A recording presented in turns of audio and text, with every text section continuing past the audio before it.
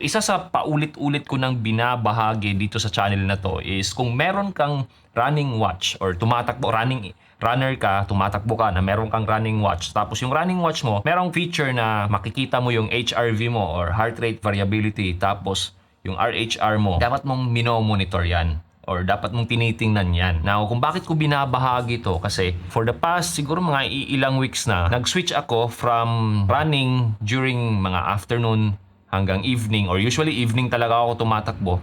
Nag-switch ako into running more sa umaga. Now kung matagal na kayong naka-follow dito sa channel na to, meron akong ginawang video na kinumpara kung alin nga ba yung magandang oras para tumakbo, umaga ba o hapon or gabi. Sabi ko doon sa video na yon, base sa mga iilang researches or mga studies, na kung performance gains yung gusto mo ng mas magandang performance gains, dapat kang tumakbo sa hapon o kaya gabi. Pero kung gusto mo naman ng fat oxidation, mental alertness, saka mas malamig na sitwasyon, mas maganda tumakbo sa umaga. Dahil doon, yung usual na takbo ko is gabi. Kasi gusto ko naman talaga performance gains. Now, ang naging problema ko doon, or ang naging experience ko doon, dahil sa paggamit ko nitong relo na to or nitong Garmin Forerunner 165 ko, napansin ko pag tumakbo pala ako ng gabi, usually affected yung RHR ko.